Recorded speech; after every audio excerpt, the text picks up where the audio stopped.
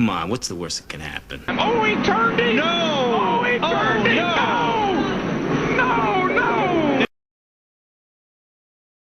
Engines just like the 32 car. Yeah, I was just going to say, I know that would be two AMIC engines that would be in the garage area like Jeff Green as well, so I'm not sure who else they build motors for, but when you start losing them like that, you start getting very nervous. Sixth place battle here. Todd Bodine in the 92, Greg Biffle in the 9, and we're about to maybe have a lead change as on the right of your screen, Michael Waltrip has caught Kevin Harvick. Yeah, and I think the 9 car Biffle there, he's getting that thing scrubbed in. It's kind of like an old ball glove. He's been against that wall off turn 4 all afternoon, and I think he's back at her where he wants it. Kurt Busch was right. Yeah, he's making some minor adjustments. Kurt's right, though. I've seen him do that in truck. I've seen him do it in a lot of different, in Busch. Oh, car around in turn 4 up here, guys. Kerry Earnhardt, who's not had a good day, and it just got worse. Caution is out. Now, Thank you for coming. Just nice and easy. I don't think anyone was able to get a lap back on Kevin Harvick. And even if Harvick didn't take the caution, even if he was ahead of the caution, the cars behind him would have already taken it, and you can only take the caution flag once. So there's no racing the leader back to the flag. Kerry Earnhardt is trying to get that car going to the garage. yeah, he just was up there and coming off turn 4, and it just snapped around and into the fence he went. But the pace car has not picked the leader up, Kevin Harvick, so they won't be able to pit this time. Pit road is closed, but there's no question with 65 laps to go, everybody will be back to pit road for 4 tires adjustments, and most cars could make it to the end from here. 3 cautions today, and Kerry has been 2 of them. Here's what happened. Seen back there, he just, all of a sudden the car just comes around with him and backs hard into the fence. Steve Burns? And Mike, we just overheard Michael Waltrip talking to crew chief Bobby Kennedy. Michael's concerned about the engine. He thinks that very least they may have a plug wire loose. Well, maybe this caution's pretty timely for Michael then. You know, they'll lose a lot of track position, but it'd be a good time if they think that to raise that hood and check. Well, I mean, it doesn't appear that way, Larry, because the car was very, you know, the lap times were very good, and the car seemed to be running fine. So I don't think if it's got a problem, it'd be a plug wire. It might be something a little bit more serious than that. All right, Kerry Earnhardt is okay. Let's go to the Harvick pit and Matt.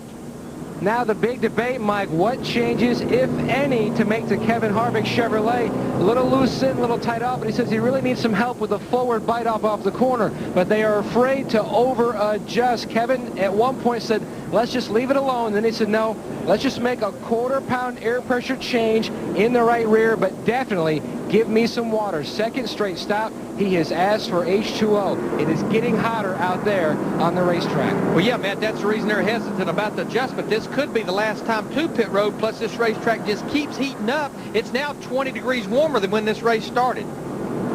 Matt Kenseth, the first of the leaders to hit his pit box.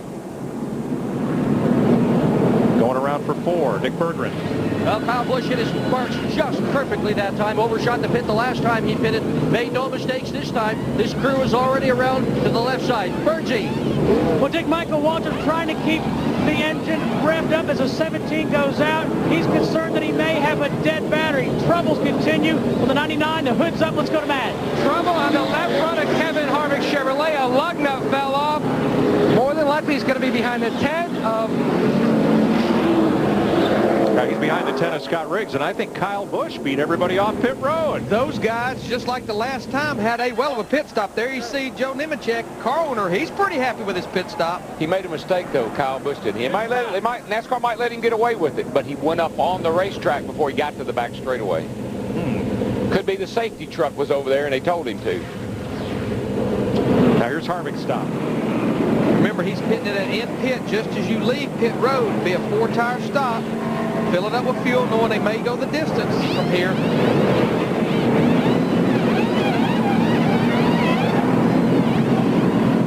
And Larry Mack, you are correct. That's one of the things that Butch Hilton told Kevin before he stopped when they threw the caution.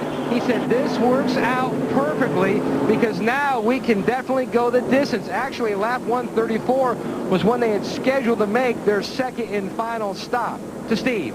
Hey, Matty, I just heard crew chief Bobby Kennedy say that it is a broken plug wire on the 99. They're going to bring Michael back down and try and fix it. Michael is still on the lead lap, exited the pits. He's going to come around and make that stop. Kerry Earnhardt's car sits out in the wet grass from 2 days of rain. Going to take a while to get him towed in.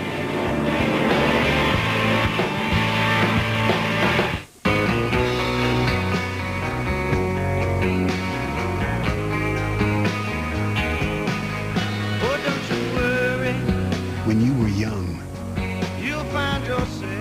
you'd go outside and play in the mud. Guess some things never change.